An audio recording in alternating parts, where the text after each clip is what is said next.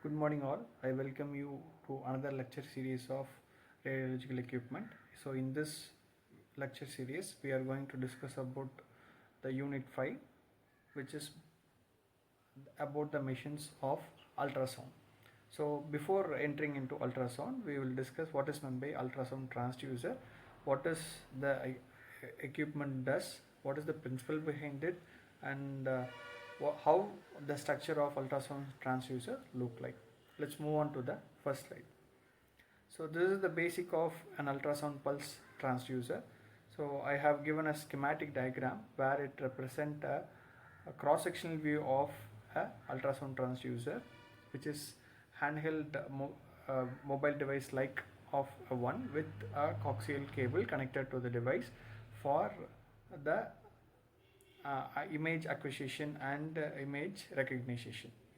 And here when you see the diagram, you could able to see the number of parts marked in the transducer. So it consists of a coaxial cable, it consists of a plastic housing, acoustic insulator, backing block, and it has two types of electrode. One is live electrode, another one is ground electrode, and it has a insulated cover. And the main part of the transducer is the crystal element. We call that as a piezoelectric crystal. So ultrasound transducer work based on the piezoelectric effect, where a quartz like crystal is given a mechanical pressure on the surface to produce ultrasound. So here we are not going to give any kind of mechanical pressure on the crystal.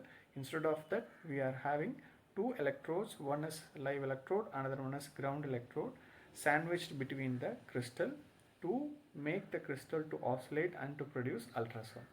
So this is the schematic of an ultrasound transducer, where it consists of the discussed part. So we will discuss one by one what is the reason to have all these parts in the transducer. First, we will discuss how the sound waves are created with the help of the electrodes without creating a mechanical pressure. So we are going to give a voltage pulse, which is given as a diagram, where this voltage pulse is not alike of a sine waveform where the positive and negative half cycle look alike, but these voltage pulse have different amplitude and different frequencies in a single pulse or in a single burst. So I have marked here a one voltage pulse of varying amplitude for your reference over here. So when you apply these kinds of voltage pulse to the electrode, what happens to the crystal is mentioned in the picture A, B and C. In picture A, you could see that I have a two dark line on the outer or edges of the diagram which represent the electrode. One is positively connected, another one is negative. That is, one is live electrode, another one is ground electrode. So when we pass this voltage pulse to the crystal, you could see that the ions present in the crystal get aligned together. So when you apply a voltage pulse, you could see that with respect to positive and with respect to negative electrode, the positive and negative ions in the crystal get aligned with respect to each other. And in the picture B, you could see that when there is no electrical charge or voltage applied to the crystal, the alignment of the ions present in the crystal get changed. So in picture A, you could see that all the ions in the crystal get aligned in a similar path or similar line or phase. In B, when you remove the voltage, you could able to see that the crystal is getting little bit enlarged or relaxed when compared to the picture A, and the ions present in that get de-aligned or misaligned. Again, when the polarities are changed, for example, you could see that picture A got positive on the left hand side and negative on the right hand side of electrode.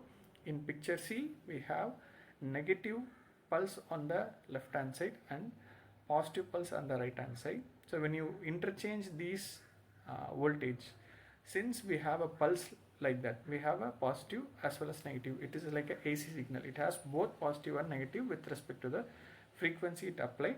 The changes will happen simultaneously on the crystal. So this changes will make the crystal to enlarge and become normal, and it will make the crystal to vibrate, and because of this vibration we will able to get the ultrasound as an output.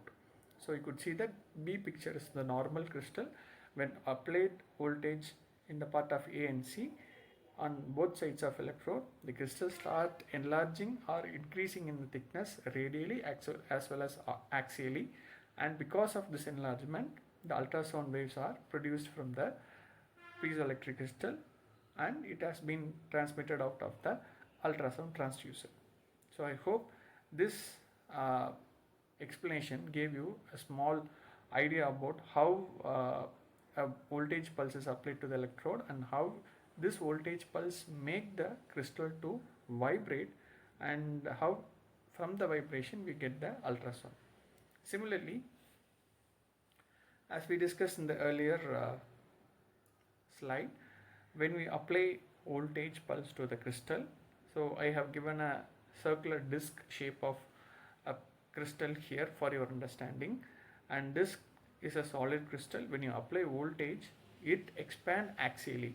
So I have given the arrow mark pointing towards upwards and downwards, and this arrow mark points and towards the direction of arrow mark your crystal start expanding itself, and this expansion and shrinking will cause the crystal to vibrate, and because of this vibration we have certain amount of waveforms which is in the form of compression and rarefaction exit out of the crystal.